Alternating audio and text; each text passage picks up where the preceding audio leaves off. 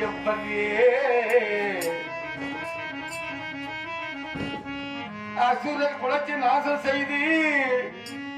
ஆஞ்சநேயா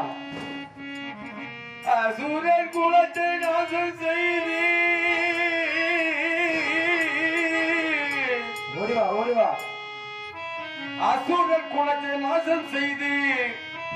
பரமசிவனுடைய அவதாரமாக இருப்பவரே இந்த புகைப்பெற்ற அற்புதமான அழகு பொருந்திய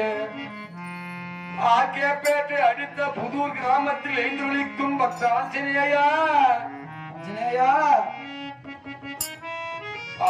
ஆக்கியப்பேட்டை அடுத்த